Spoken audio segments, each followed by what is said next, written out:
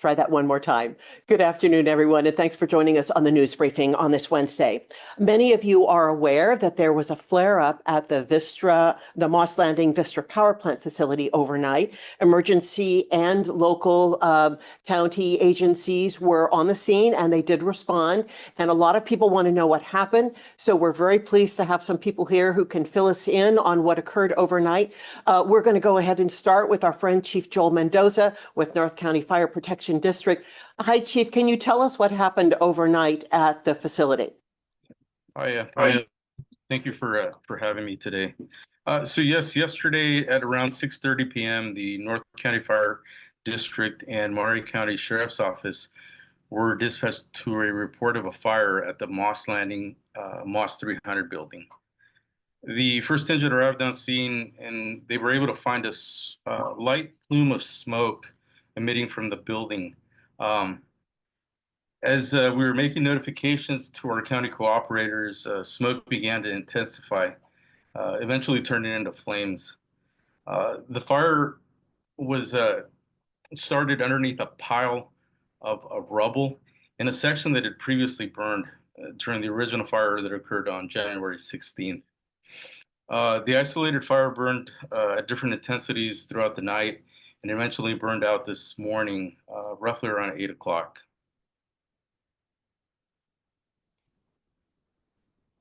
So in terms of what happened, what is your role now where you responded, but do you still remain on the scene? Because as we understand, the facility there does have a fire brigade that's monitoring. So what will you do going forward? So yes, I can answer that. And let me add that, so at the moment, the fire remains under control, and the building is being monitored by personnel for any signs of a rekindle. So tonight's task will be first responders will remain at the scene to ensure that we have an efficient response if needed. I actually have a list of cooperators that attended the fire, and most of them are still here at the scene. So first and foremost, we had North County Fire, Monterey County Sheriff's Office, Monterey County Environmental Health, the Department of Emergency Management, Monterey Bay Air Resources District, the County CAO's office, the Public Information Officer's office, Salinas Fire Department Hazmat, Marina Fire Department, and the US EPA. Most of these resources are still on scene, and their role is to support this operation to ensure that we are providing public safety at its best. And thank you for the list, because I think it really shows the amount of agencies that are involved and concerned, about everyone's safety. There was also advisories that were issued last night, and I was wondering if you could describe a little bit more about these advisories. Weren't requiring people to do things, but recommending that they do things. Are those still in place, and do you anticipate reviewing those over time and possibly lifting them? So there was at least 2 advisories that were sent out. The first one was just letting people know that the incident was going on.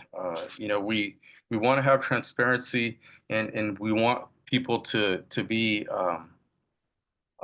warned ahead of time, or at least as early as possible. And so that was the first advisory that went out. And then there was a second advisory.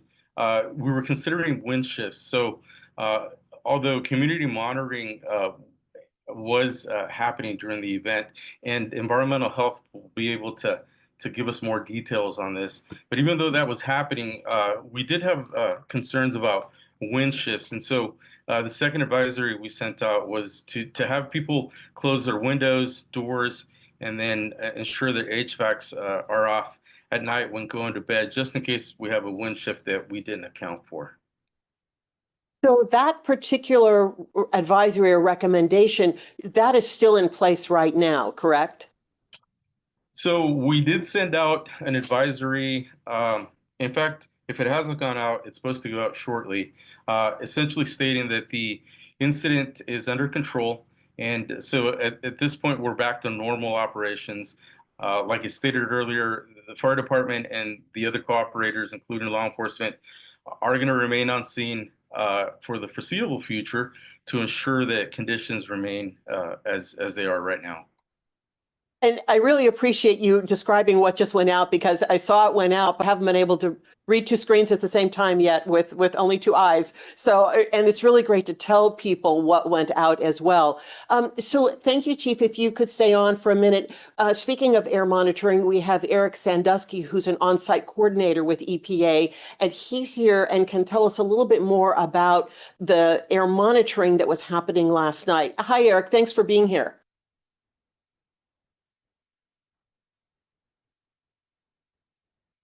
Eric, you're muted.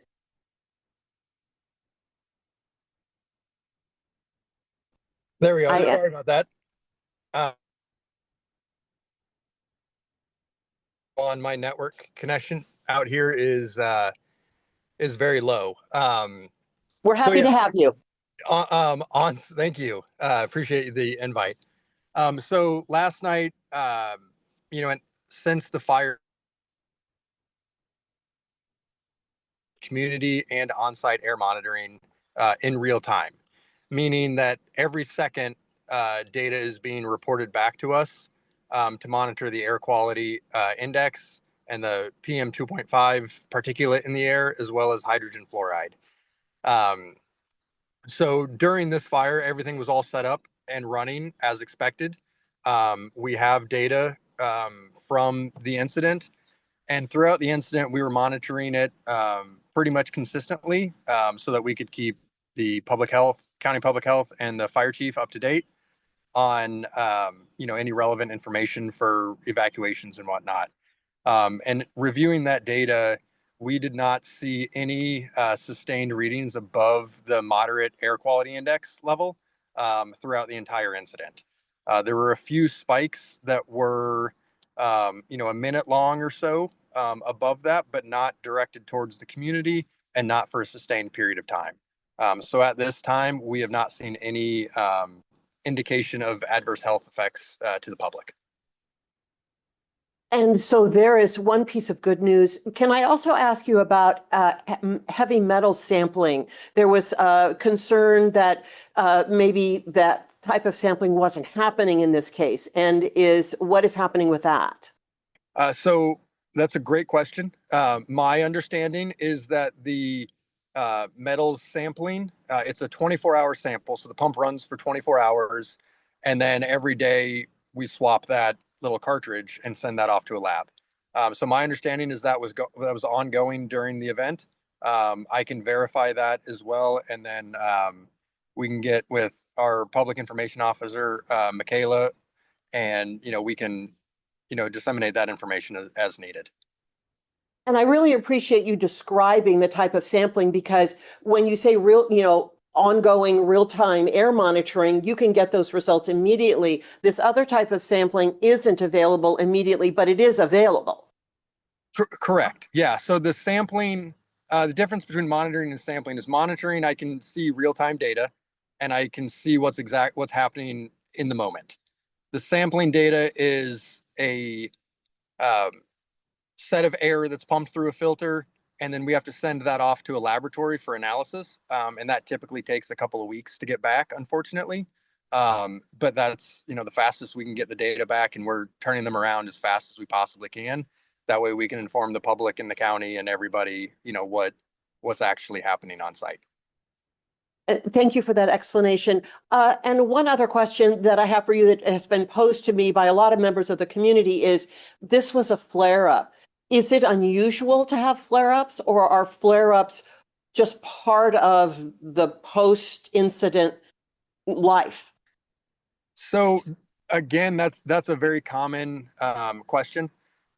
Unfortunately, these batteries are damaged. They are impacted by the weather, by the rain, by the humidity. So it is very, very common that flare-ups do happen.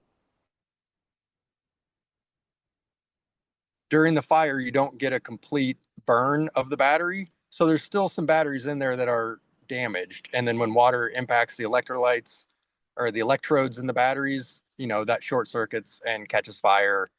And the goal here is to mitigate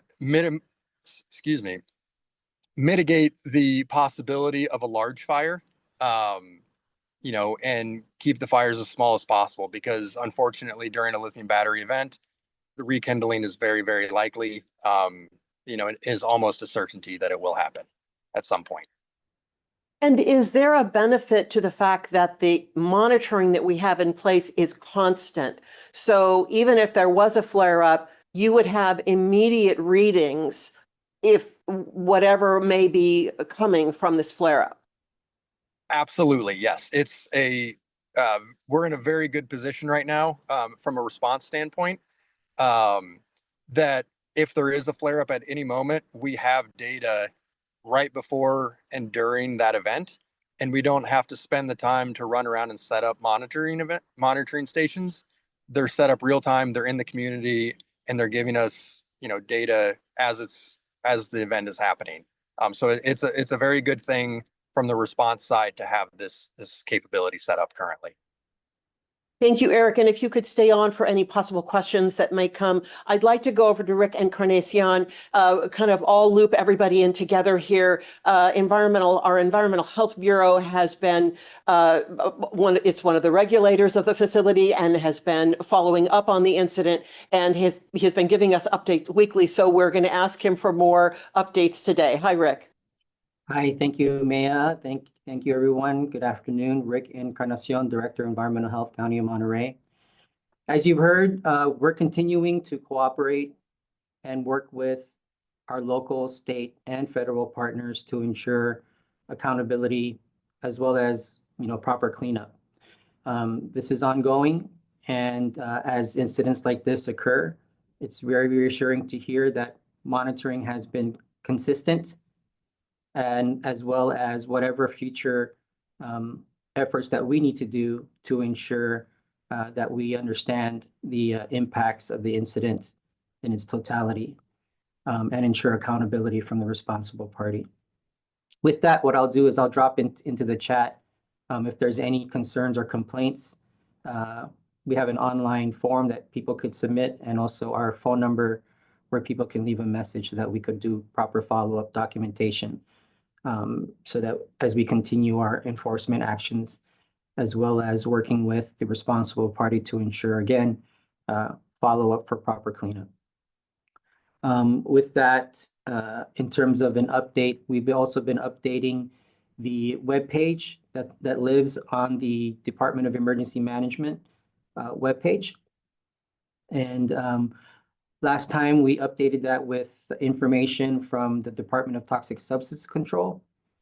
And the latest is an update from the Office of Environmental Health Hazard Assessment, which basically says the same thing in terms of what is out there and where we need to focus. But even with that, in terms of the direction of where we need to focus, environmental health will ensure that proper follow-up is done in all directions. Not just because of the past incident, but also because of incidents like this, where we need to do proper follow-up and constant communication with our local, state, and federal partners to ensure proper cleanup and accountability from the responsible party. With that, I'm going to drop the information on the chat, and I'll stand by for any questions. Thank you. Thank you, Rick. Among the questions that came in last night, and I'm sure a lot of people had questions, and I received a lot of these, is they were obviously people were concerned what might be in the air. Was your department participating in seeing the real-time data and understanding what may be out there and helping emergency responders determine what, if anything, they need to do about the flare-up? Yes, very much so. Environmental health is part of the first response team, as well as the follow-up team, where in terms of, again, ensuring proper cleanup and accountability from the responsible party. With respects to emergency response, we do have a team of environmental health specialists that participate to ensure that information flows through. We are the local regulatory authority in this case, so we have to make sure that we cross our T's, dot our I's, because there will have to be follow-up enforcement in this case. So yes, we're part of the team in first response. Safety is our priority. Safety of the first responders, the people that actually have to face the flames, as well as safety and ongoing health of the community.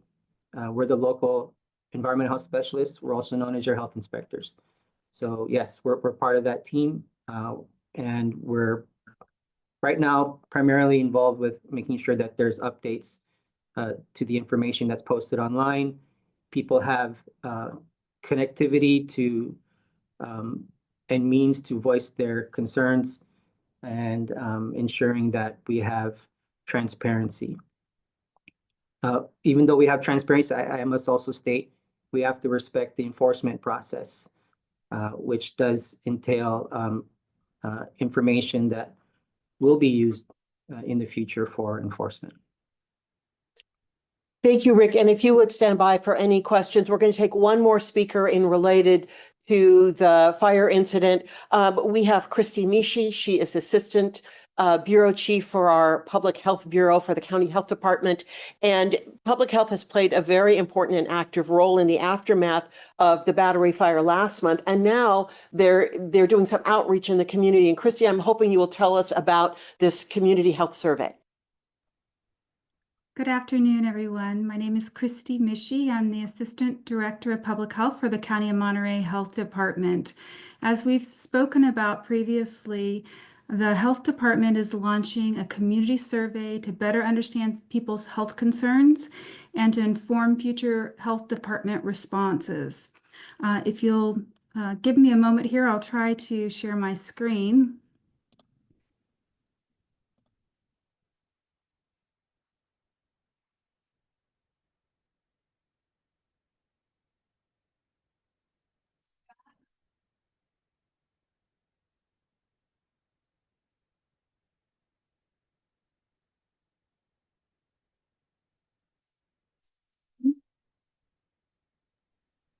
We see your screen, Kristy. Thank you.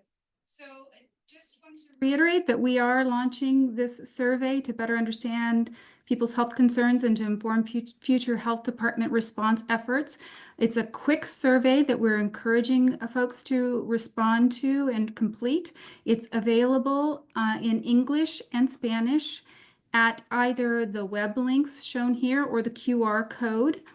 If you speak another language besides English or Spanish or have difficulty completing an online survey for whatever reason, there's a telephone number that you can call. It's shown here on the screen. It's 831-755-4549. And that people are available to respond and in another language from Monday through Friday from 8 to 5 at that line. Again, want to reiterate, this is available to everyone who wants to participate. It is not only to collect information about what symptoms you may have had during the fire, but also to ask questions about whether or not you received health information via health alert during the survey and where you received your information from during the early days of the event. We are keeping the survey open through March 14th to give people plenty of time to respond. In more than one individual from a household can complete the survey.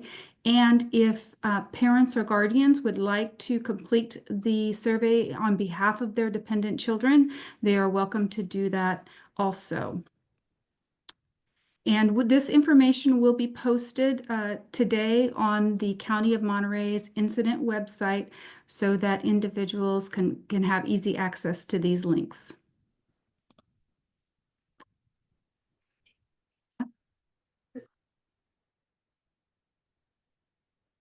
Thank you, Kristy. Sorry, little audio snafu here. I put the incident website in the chat for people who may not have gone to it already.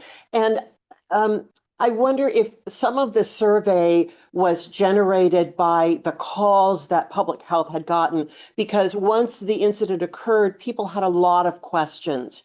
And I know that there was a lot of, phone calls, people asking a lot of questions. This survey seems to be just another way to help people tell you what they experienced. That's correct. Rick from our environmental health branch just mentioned the complaint forms that people can make through his department. This is another way that people can also share the information and their any symptoms they might have experienced or the feedback about the messaging that they received. Thank you so much, Kristy. And if you would just hold on in case we have any questions. So this is our group of speakers related to the flare-up and the fire. If there's anyone with questions for these 3 or 4 people, you can go ahead and put your question in chat. You could also raise your hand if you wish and ask your question. So if there's anyone who'd like to start. I am seeing no questions, no hands raised, but there is a question in the chat. Let's see. This could be a question for Eric Sandusky or Chief Mendoza. What is being done to reduce the chances of another flare-up?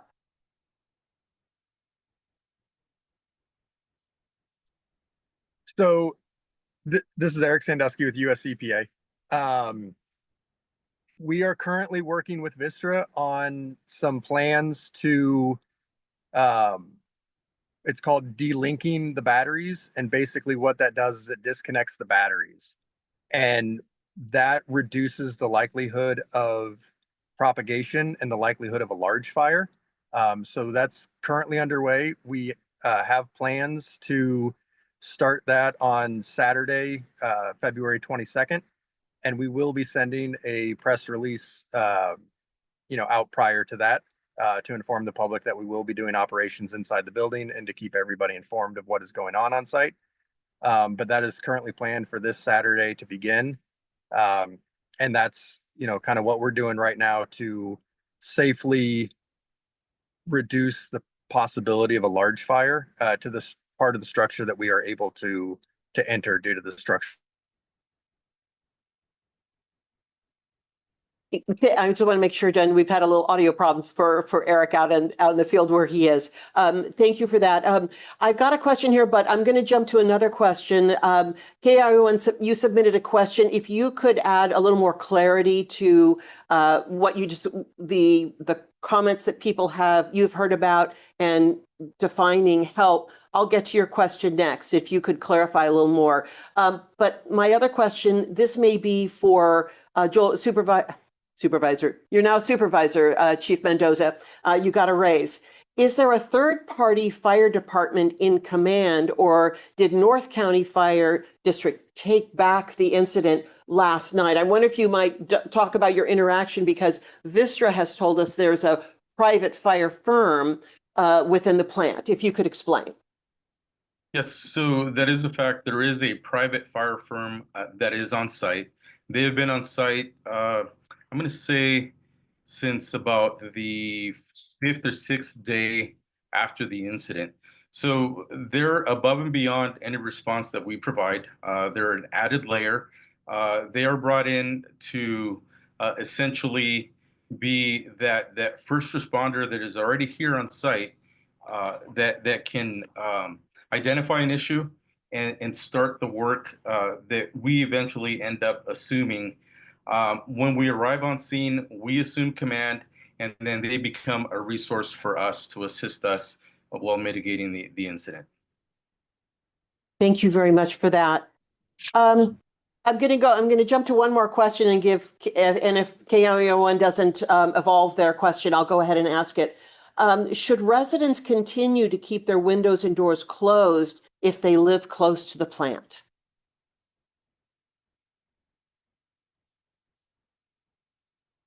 I could answer that question.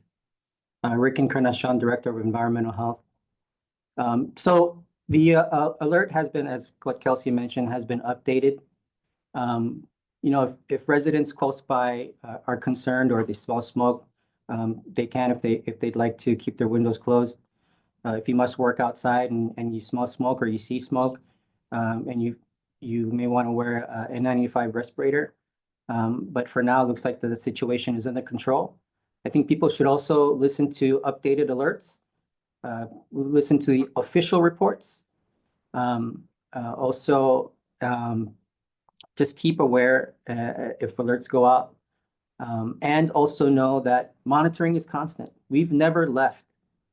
This incident is not over. As the local health inspector, we're not done. I think one of the questions here, people have been vocally upset. And what is the county doing? We're doing multiple things, including something like this. We're being transparent. We want people to know what we know, and what we don't know, what are we doing to try to find out? And also, we want people to know, to, again, listen to official reports. Environmental health, the Environmental Health Bureau, at least, we're not done. We're continuing to provide service. We have plans to continue to do sampling and monitoring. And again, as part of cleanup, ensure that proper cleanup is done and there's accountability from the responsible party. So at least speaking from environmental health, along with the first responders and our state, local, and federal partners, the work isn't done. So that's pretty much all I have to say about that. Thank you. And so I'll go ahead and ask that question. And I see Brad Watson was monitoring the briefing, but he's on. So this question may be best answered by him. That people have been vocally upset about the situation. Is Vistra or the county doing anything to help those people? So we've already heard from our environmental health, and I was hoping Brad might be able to talk about some of the things that Vistra may be doing. Thank you, Mayor, for the question. As I interpret it, you're referring to the financial assistance programs that we have underway? I think that unless there is more you'd like to share. Well, no, just to reiterate that we are concerned about the impact and the disruption this has caused to our neighbors and to the businesses in the area. So we were very prompt in listening and taking action.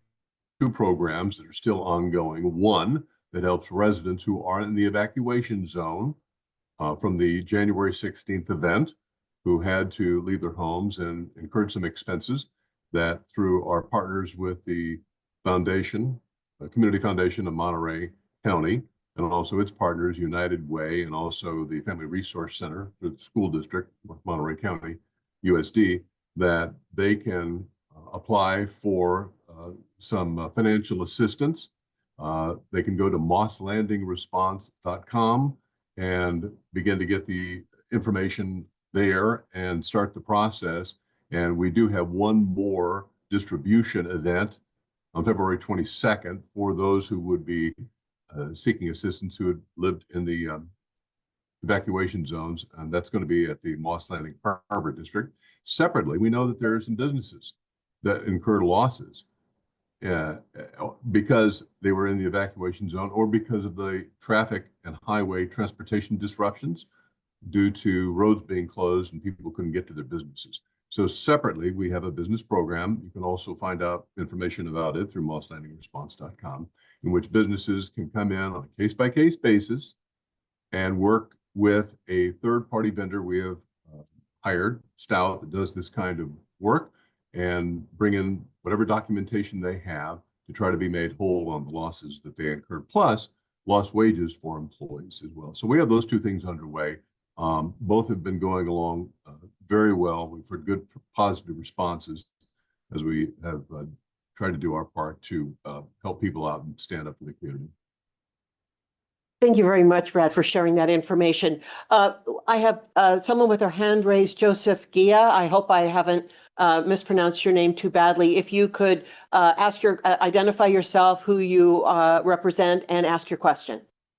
Yes, thank you. My name is Joseph Jiha. It's not too bad of a mispronunciation. No worries. I'm a reporter and editor with KQED News in the Bay Area. Thanks for taking the time. I just wanted to clarify, and this may retread on some of the ground that Kristy mentioned, but as far as this survey is concerned, I understand, I think, if the county wants to learn how did people receive information and from where about this incident, I think that makes obvious sense why the county would want to kind of understand that for next time.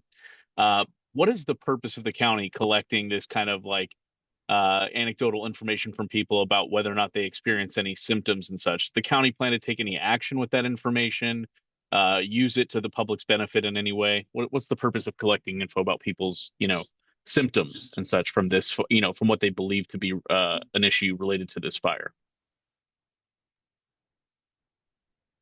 Hi, Kristy, Michie, Assistant Director of Public Health. As Rick mentioned, we've been gathering information from a variety of sources related to people's health concerns since the start of this event.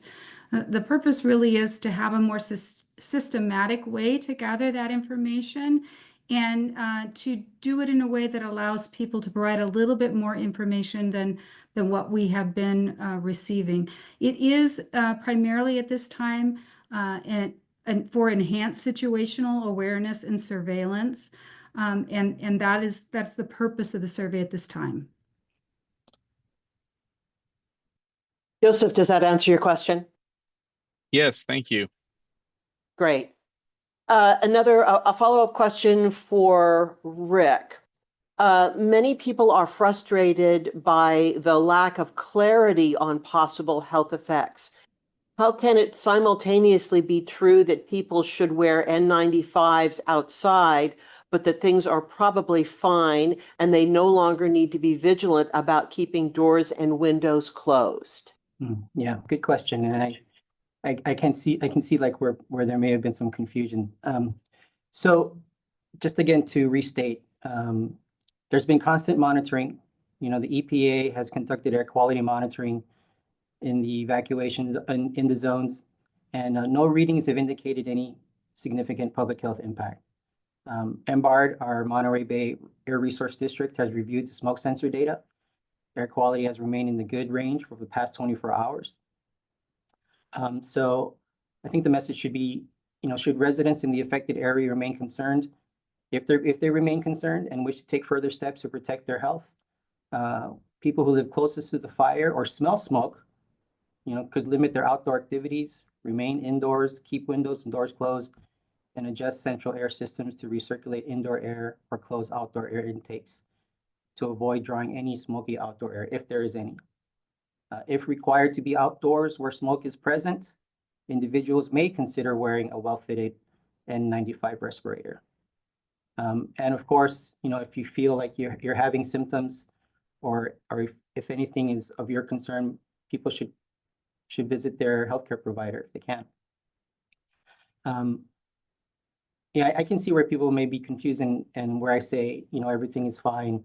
But I think the message is, monitoring is constant. We're not done with the facility. We're always there right now at the moment. Listen to official reports. And I think the primary advisory and alert went to the people in the affected areas. But if you do have concerns, you can take precautions if you wish. As the chief and the EPA official mentioned, the monitoring is constant. At the moment, everything is in terms of a smoke or fire incident is under control. Thank you very much, Rick, for expanding on this long question. Are there any other questions related to the fire incident before we move on to our next topics? I am not seeing any hand raised. Double checking, and nothing in chat. Thank you to all the people who came on about the fire incident and the flare up. We have some other topics we're going to move to, and we really appreciate your participation. So there have been some changes in Monterey County for accessory dwelling units, otherwise known as ADUs. That's how we know them. And this has been happening over the last couple of months, and there are more changes to come. We're very pleased to have our colleague Edgar Sanchez from the County of Monterey Housing and Community Development. He's going to tell us more about ADUs and JADUs, or junior ADUs, and we've got a bilingual presentation on this topic. Hi, Edgar. Hi, Matt. Thank you for having me today. I'm Edgar Sanchez, Assistant Planner for our Housing and Community Development Department, and today I'll be joined by Craig Spencer, our Director for our Housing and Community Development Department. And he'll be doing the English portion of it, and I'll be doing the Spanish portion today. Yeah, thank you. Hello, everyone. Craig Spencer, Director of Housing and Community Development for Monterey County. Edgar, are you going to share the presentation? Yeah, I can share.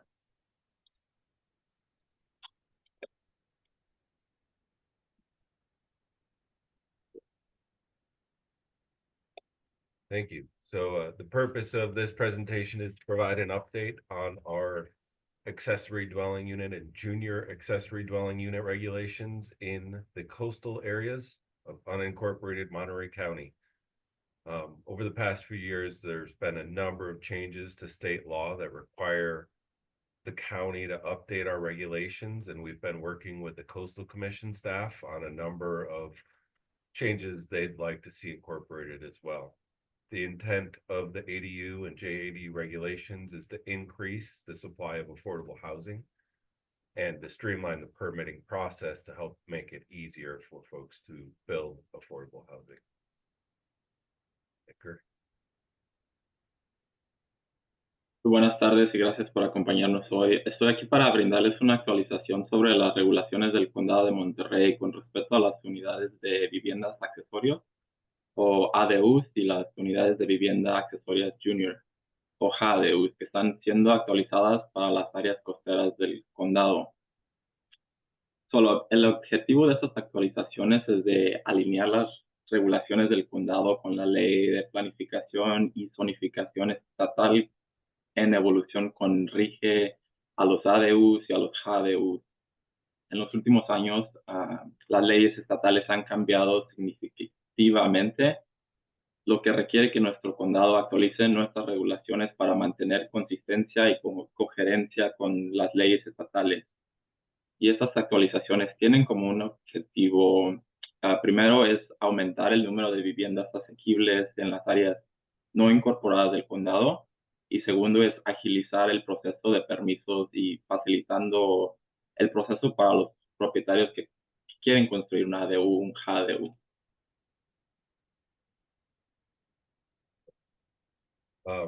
We have two main types of ADUs. We have the accessory dwelling units, which can be up to 1,200 square feet. They can be attached, detached, or the conversion of existing structures. They are separate residential units that have independent cooking and kitchens and bathrooms and sleeping facilities. And they don't typically share circulation with the main residence. On the other hand, junior accessory dwelling units may have internal circulation with the main residence. They're limited in size up to 500 square feet. They're typically part of an existing single-family dwelling. And they do have efficiency kitchens, but they could share some systems with the main residence. So, nomás quería proporcionar algunas distinciones entre los dos tipos de unidades. Primero tenemos la unidad vivienda accesoria o un ADU. Esta unidad puede medir hasta 1,200 pies cuadrados. La unidad puede estar adjunta a la residencial principal, puede ser una unidad separada o puede ser convertida de una estructura que ya está existente en la propiedad. Estas unidades son independientes, que quiere decir que tienen que tener un área para cocinar, saneamiento, para dormir. Y es importante tomar en cuenta que es una unidad totalmente independiente o no tiene que tener una circulación interna con la vivienda principal. Y en la otra mano tenemos las unidades vivienda accesorias junior o JADUs, que estas unidades pueden medir hasta 500 pies cuadrados, pero deben estar totalmente contenidas dentro de las paredes de la vivienda principal. Y como están dentro de la vivienda principal, pueden compartir un baño y los sistemas centrales, pero deben tener una cocina independiente dentro del JADU. Y como también están dentro, pueden tener circulación interna con la vivienda principal. This just illustrates the different types of ADUs. It's common to have the conversion of existing non-habitable areas like garages or sheds, barns into ADUs. Those would be conversions of existing structures. You could build new detached or attached ADUs and JADUs. And this slide just illustrates those differences. So, aquí en esta foto tenemos algunos ejemplos comunes de los desarrollos de ADU y JADU. Por primer ejemplo, tenemos una estructura no habitable convertida a un ADU. Esto puede ser como un garaje, una cochera o cualquier estructura que tengas en tu propiedad que se puede convertir a un ADU, siempre cuando cumpla con las regulaciones de construcción del estado de California. En el segundo ejemplo tenemos un nuevo ADU separado, que es algo completamente nuevo en la propiedad. Y eso es para los propietarios que tengan un espacio en su jardín, en su yarda, para poder acomodar este tipo de unidad. Y ya finalmente tenemos los JADUs y los nuevos ADUs adjuntos. Y esto es cuando quieres añadir una porción a tu vivienda principal para poder convertirla a un ADU. O si, por ejemplo, ya tienes esa porción existente en tu propiedad, lo puedes convertir a un JADU. So we did include standards that meet the current state law for ADUs. We have removed some zoning standards that required height and setbacks for certain types of ADUs, including the conversion of existing structures. We do not count ADUs towards density or apply unit caps to ADUs. So in areas where there are caps on the number of units that can be created, those do not apply to ADUs and JADUs. ADUs and JADUs are allowed in all zones that allow residential use, not just residential zones. And we do have consistency with the state law for processing permits for ADUs and JADUs within 60 days. Las regulaciones actualizadas para los ADUs y los JADUs en las áreas costeras incluyen cambios en los estándares de desarrollo para que provienen más flexibilidad en los requisitos de la altura, el tamaño, los retrozos de la unidad en tu propiedad. Actualmente ya no hay restricciones basadas en el tamaño del lote, la densidad de la parcela o los límites de unidades que hay en ciertas áreas del condado. Y ahora los ADUs y los JADUs serán permitidos en todas las zonas que permiten el uso residencial. Y ya finalmente tenemos consistencia con el estado de California al mantener un proceso de aprobación más rápido. Las decisiones sobre estos permisos se deben tomar dentro de 60 días después de que el condado haya recibido una aplicación completa. So we're bringing this report forward because the Board of Supervisors has approved resolution of intent to adopt updated ADU regulations. They did that on February, help me with the date. 4. February 4th. The next steps on that are that the adopted regulations have been submitted to the California State Department of Housing and Community Development for their review to determine consistency of our regulations with the adopted ADU regulations. We're waiting on their response at this time, but once we receive their response and provided we're consistent, we will submit the regulations to the California Coastal Commission for their certification. And then it has to go through their certification process before it finally comes back to be adopted and take effect. Nuestro cronograma para finalizar estas regulaciones incluye los siguientes pasos. La ordenanza actualizada ha sido aprobada por la Junta de Supervisores en el 4 de febrero de este año y ha sido enviada al Departamento de Vivienda y Desarrollo Comunitario del Estado. El siguiente paso es de esperar la revisión del Estado y que nos den confirmación de que la ordenanza esté consistente con la ley estatal. Y una vez que haya sido aprobada y que hayamos recibido la confirmación del Departamento del Estado, la ordenanza se enviará a la Comisión Costera de California para su revisión y certificación. Ya una vez que haya sido la ordenanza certificada por la Comisión Costera, tomará efecto en nuestras regulaciones del condado. We did want to put a plug in that we do have adopted, pre-approved through our building department, ADU designs that are customizable in terms of their appearance and exterior. We have 3 different floor plans with different options within those 3 floor plans. We have a 1-bedroom, a 2-bedroom, and a 3-bedroom option.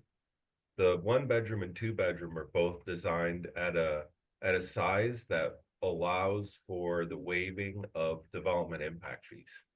So those would be something that wouldn't need to be go through an expense of being designed and engineered, and wouldn't be subject to development impact fees.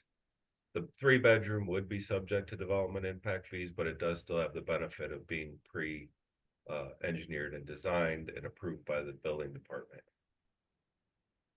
So, para agilizar aún más el proceso, hoy también quería mencionar que ofrecemos planos de ADU preaprobados totalmente gratis en 3 tamaños y 2 estilos de arquitectura. Estos planos ya han sido revisados y aprobados por nuestro Departamento de Construcción para garantizar el cumplimiento con los requisitos del Código de Construcción de California. Las 3 opciones de ADU se incluyen, son 3 tamaños. El primero es de 1 cuarto, tenemos una opción de 2 cuartos y de 3 cuartos, y cada uno de los ADUs prediseñados tienen 2 estilos de arquitectura, que el primero sería un poco más moderno y el otro más convencional. Y siempre y cuando su propiedad cumpla con ciertos estándares del condado, los propietarios pueden usar estos planos para obtener un permiso de construcción y comenzar la construcción.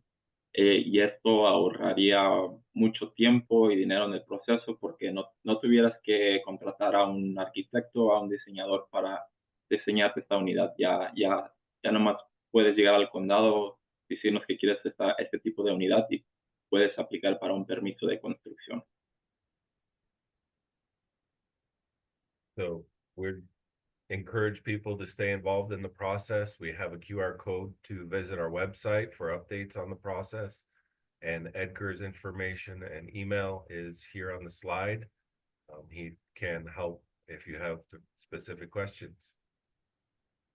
Los animamos a todos a que sigan participando en este proceso. Por favor, si tiene cualquier pregunta, visite nuestra página web sobre el proyecto para obtener actualizaciones, o si le gustaría que lo agreguemos a nuestra lista de correo electrónico, por favor comuníquese conmigo y yo los agregaré. Muchas gracias por su tiempo y sería todo.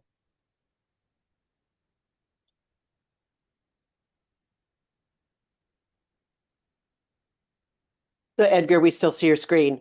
But while you're getting rid of that, hey, I really appreciate you walking us through what is happening with ADUs, because we've been hearing a lot about changes over the last year or so. And I'm wondering, can you clarify for people who may not be too familiar or may have missed part of the presentation? We're sending this latest version, iteration of it, is going to the Coastal Commission. Does that mean that some of these ADU plans, for instance, that are available can be used in the inland areas of the county if people wanted to go ahead and think about, adding their own ADU? Yeah, they can be used in any area of the county. We have adopted inland regulations that have been found consistent with state law. There are probably some updates we need to do to that as well, but that's all in place in the inland area. They can be used there. And we do permit ADUs in the coastal zone under our existing regulations, which are in the process of being updated. And they can be used there as well. So if people, they could start now with their process if they liked the current requirements, but they could also wait and see what is being considered. Perhaps those requirements may fit better with what they want to put in place for themselves. Yeah, so the biggest changes we've made in the coastal area or in the process of making is that at the moment, ADUs are not allowed in the North County coastal area. The ordinances we've proposed would allow them in the North County coastal area. And it also simplifies our process for ADUs in our permitting systems. So you can still go through the process now, except for North County. But the process will be simplified, and the allowance for North County will be hopefully maintained through our certification and adoption process. So everyone can check out those plans that are on the website and pick their dream ADU, right? Right. Thank you both very much. No other questions came in on chat. I really appreciate you guys walking us through this, and we really look forward to having that review done and getting more access to ADUs for other parts of the county. Sorry. Thank you. Thank you. And last but absolutely not least, we're very pleased to talk about the Carmel Lagoon. During the winter season, we often see our hardworking public works crews out at the Carmel Lagoon managing the sandbar. Many who are new to the area or who visit often wonder, why are they out there and why are they doing this work? So we're really pleased to have Public Works staff here to talk about the background of this and why this work is so important. So I see our Director of Public Works Facilities and Parks, Randy Ishii, is here, and also Shandy Carroll from County of Public Housing and Community Development to talk about this. Thank you both for being here on the briefing. Well, good afternoon, and thank you very much, Maya, for inviting us and for providing us with an opportunity to provide a refresher for our public regarding the Carmel River Lagoon sandbar management activities. We do have a brief PowerPoint presentation, so give me just a moment, please, while my screen pauses and we bring up our presentation.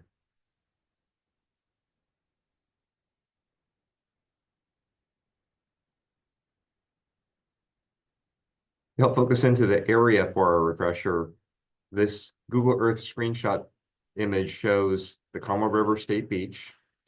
North is going up. And along that coastline of the beach, you see that there is a road called Scenic Road, which abuts the Carmel River Lagoon, the Carmel River State Beach, as well as the state parks owned parking lot that provides access to the beach. And up at the very north of the screen, or very top of the screen, we have the 4th edition, which are the homes that are located closest to the Carmel River Lagoon.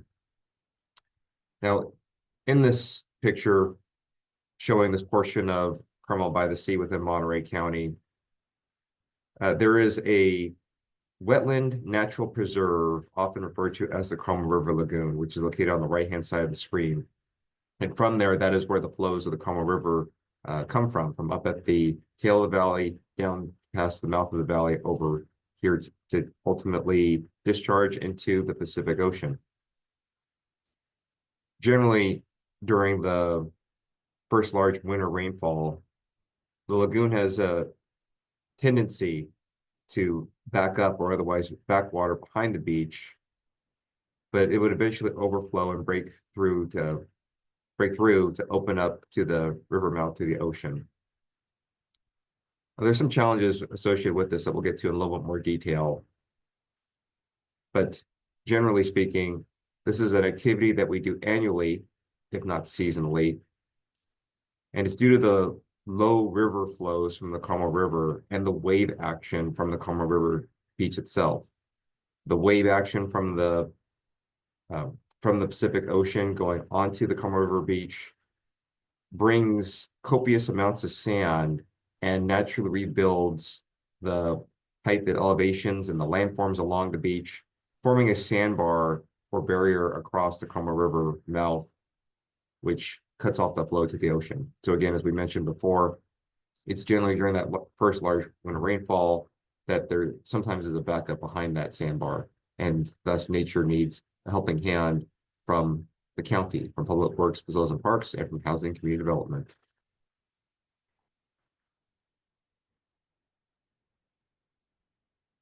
And with this, I'd like to hand the floor over to my partner, Shandy Carroll, to talk a little bit about the background. Yeah, absolutely. And Randy, I could see if I can share screens. It's a little bit tricky sometimes.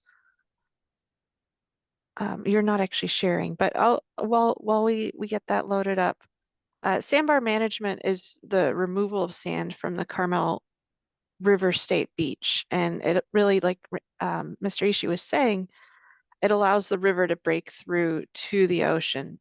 This sort of practice has been ongoing for about 100 years. It was originally done by the families that were farming in the area, and then in the 1970s, it was passed on to a county agency. Due to regulatory system changes in this 100-year period, the county now manages the sandbar under permits from the U.S. Army Corps of Engineers, the California Coastal Commission, the California Department of Fish and Wildlife, the California Regional Water Quality Control Board, and there's a biological opinion from the NOAA, National Marine Fisheries, and the U.S. Fish and Wildlife Agency. So it is multiple agencies that share regulatory responsibility and make sure that the county's actions are responsible under those different permits. If whoever's the host could, oh, I can share. Hold on, let me share screens. And let's see here. Move some things around.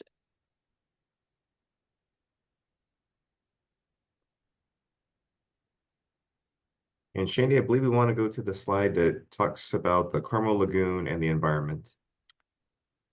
Yes, yeah. Do you want to take it from here, Randy? Certainly. So as we discussed, the Carmel River Lagoon, and the environment itself are a very unique system. It's a unique area, unlike any other lagoon system that we believe in the state of California. The beach has a very high energy environment with the wave action.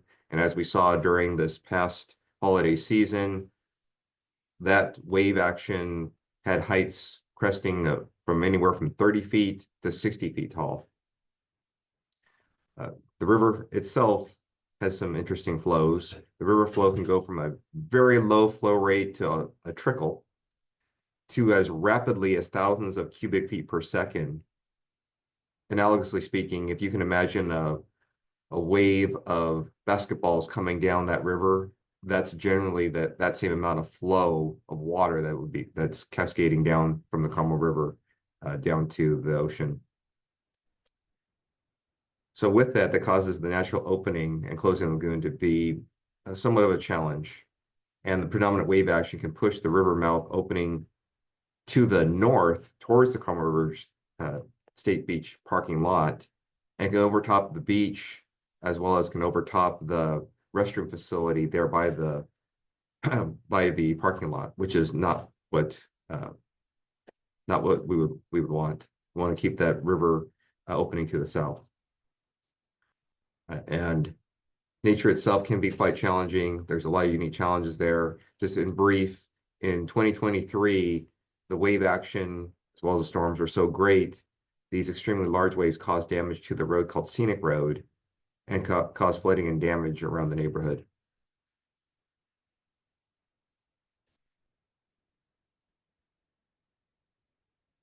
And with this, that leads to the county's two departments of HCD and Public Works, Facilities and Parks doing county actions. And recently, here in the winter of 2024 and 2025, the county did its standard activity of applying for permits from the various state resource agencies and federal resource agencies.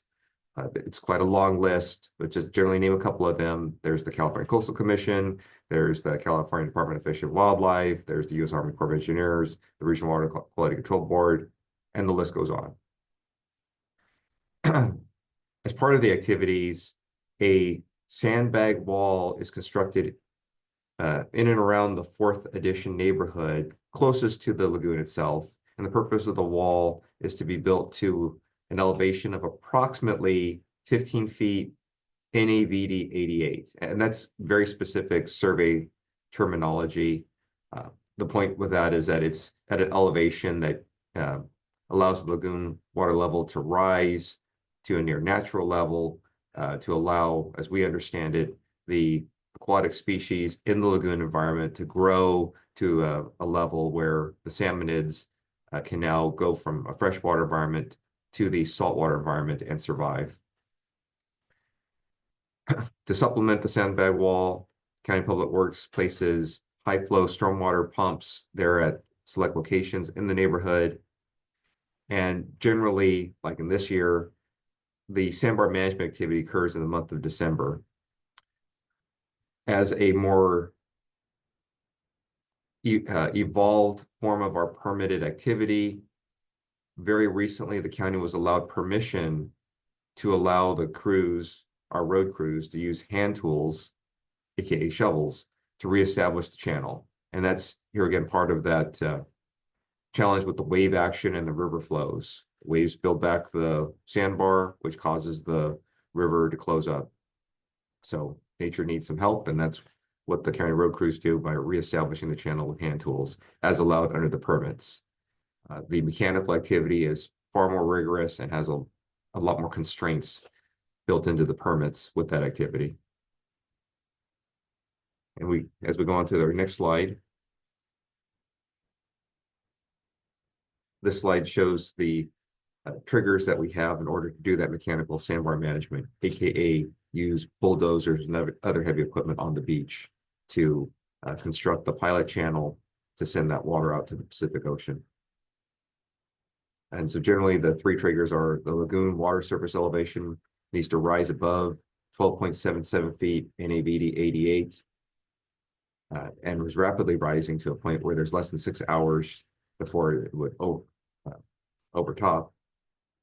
Or the Carmel River's flows themselves, as measured by the stream gauge at the Robles del Rio Bridge, exceeds 200 cubic feet per second, or if there is concurrence from the federal agency known as the National Marine Fisheries Service.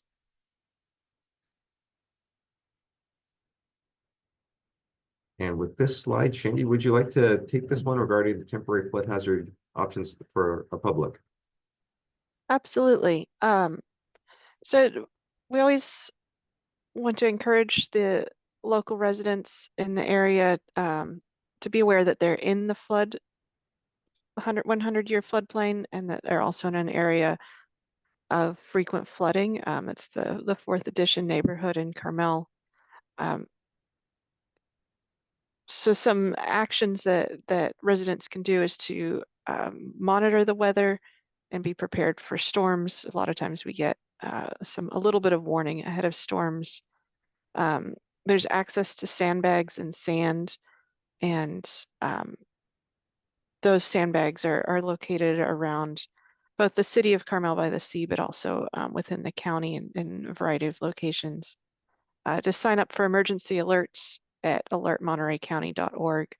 And that's really important because the Department of Emergency Management, Monterey County Department of Emergency Management, monitors and flood hazards and will send out evacuation warnings or orders if necessary. The county does all we can to reduce the risk of flooding, but there is always a risk of flooding in this area.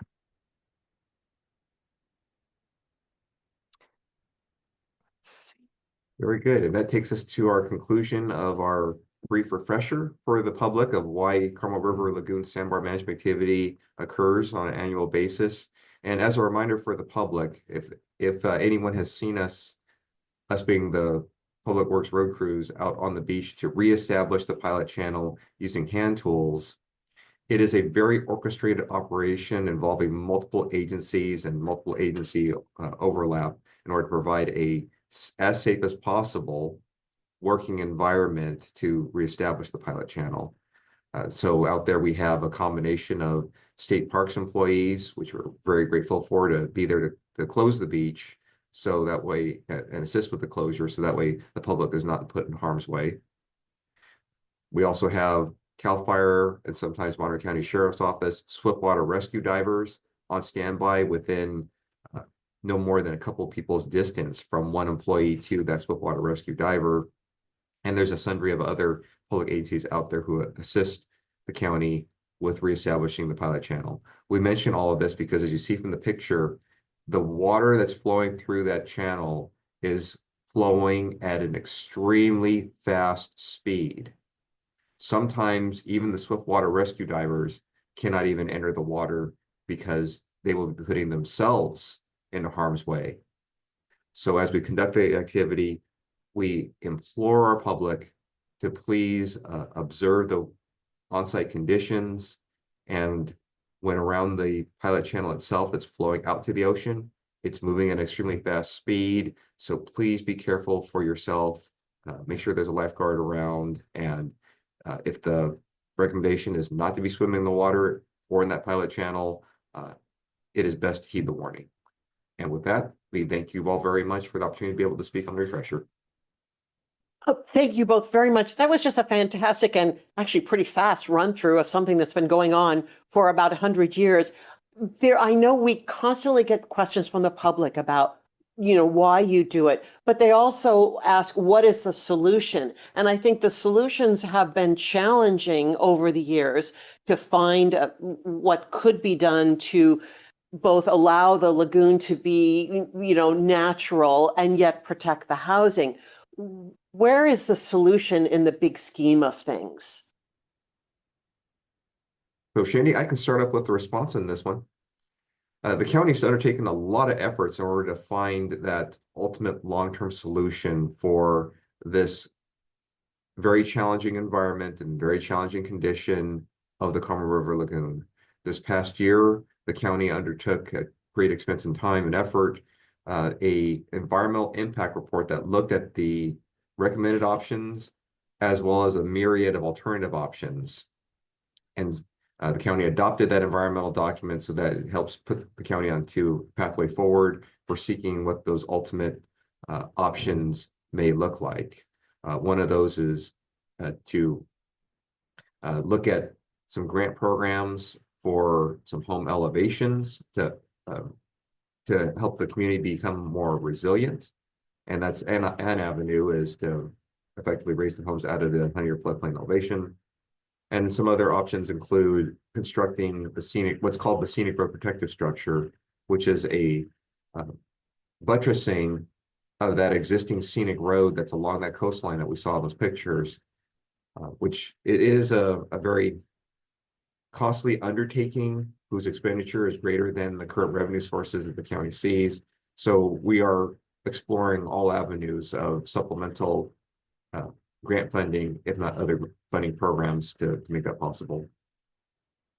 So a combination of all those different actions lend themselves to being a much longer term solution that is both environmentally compliant and serves the public.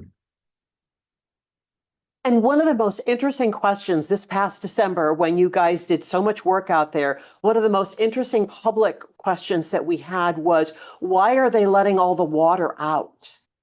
We live in California where we are very concerned about water. Many of us have gone through lots of water, rationing and conservation efforts and everything. And yet we see the sandbar opening and the water going through. And I was hoping you might want to address that because you're working with a lot of agencies that also care about water and wildlife, et cetera, that use the water.